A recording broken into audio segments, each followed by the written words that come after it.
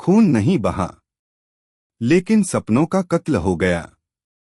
हर्षद मेहता घोटाला, भारत का सबसे बड़ा शेयर मार्केट क्राइम।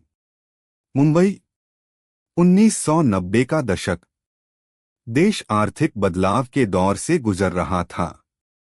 लोग पहली बार शेयर मार्केट का नाम सुन रहे थे और कुछ लोग पहली बार सपने देख रहे थे, अमीर बनने के सपने। इसी सपने के बीच एक नाम अचानक हर जुबान पर छा गया। लोग उसे कहते थे द बिग बुल, शेयर बाजार का वो खिलाड़ी जो जिस स्टॉक पर हाथ रख देता वो आसमान छूने लगता।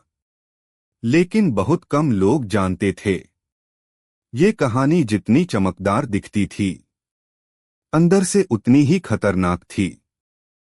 हर्षद मेहता का जन्म एक साधारण गुजराती परिवार में हुआ था। शुरुआती जीवन संघर्षों से भरा था। मुंबई में उसने छोटे मोटे काम किए, क्लर्क, सेल्समैन, यहां तक कि कभी कभी दफ्तरों में चाय पानी तक का काम। लेकिन उसके अंदर एक चीज अलग थी, पैसे और सिस्टम को समझने की भूख। धीरे धीरे वह शेयर ब्रोकिंग की दुनिया में आया। शुरुआत में छोटे निवेश, छोटे मुनाफे।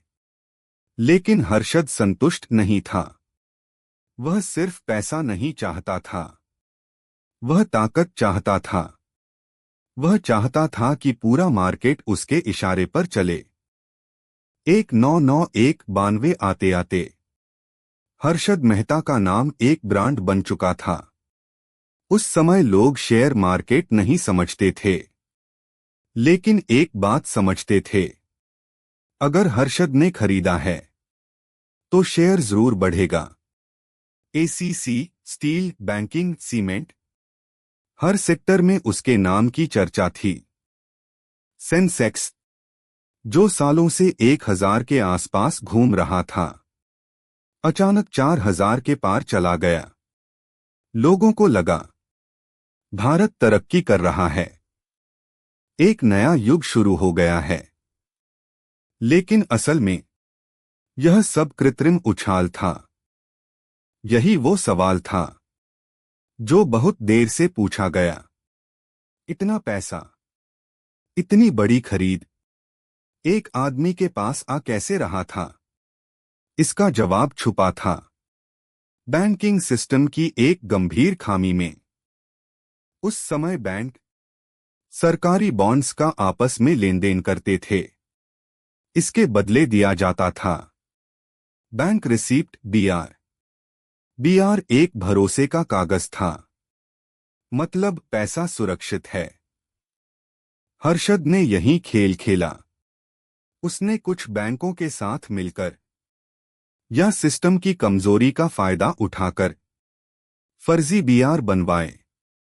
असल बॉन्ड नहीं थे, लेकिन कागज थे, और उन्हीं कागजों के दम पर बैंकों से हजारों करोड़ रुपए उठा लिए गए। बैंक से निकला पैसा सीधे शेयर मार्केट में गया। हर्षद बड़े पैमाने पर शेयर खरीदता। शेयर ऊपर जाते, लोग देखकर और खरीदते, मार्केट और चढ़ता। यह एक खतरनाक चक्र बन चुका था। पैसा नकली था, मुनाफा असली दिखता था, भरोसा अंधा था, और यही अंधा भरोसा सबसे बड़ा हथियार बन गया।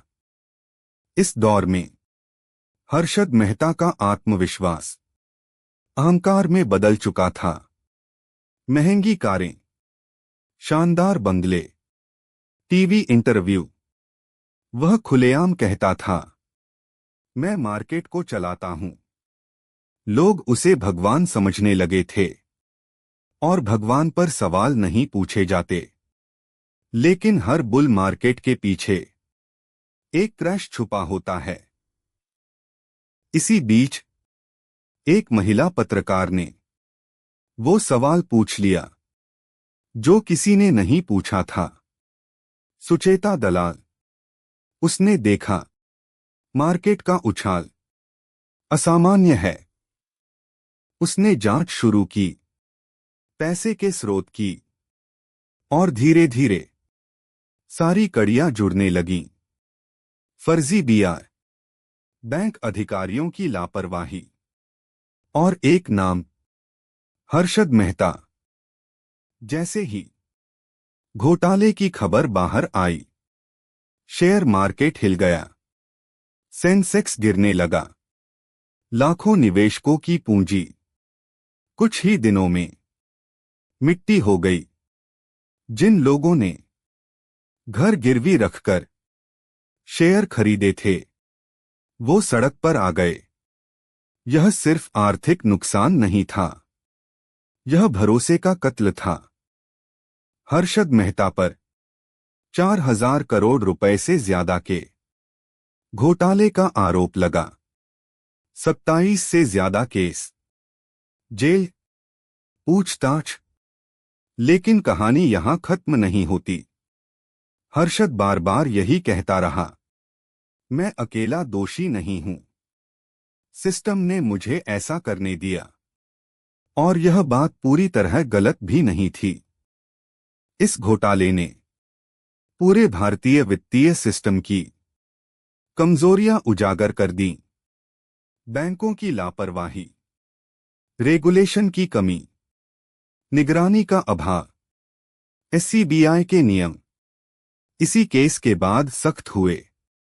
मतलब, एक अपराध ने पूरे सिस्टम को बदल दिया।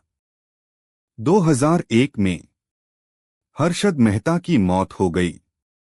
कोर्ट केस चल रहे थे, सवाल अधूरे रह गए। आज भी लोग पूछते हैं, क्या वह अपराधी था या जीनियस? क्या सिस्टम उसे रोक सकता था? क्या इतिहास खुद को दोहराएगा? यह मर्डर स्टोरी नहीं थी, लेकिन इसमें सपनों की लाशें गिरी थीं। यह खून का अपराध नहीं था, यह भरोसे का कत्ल था।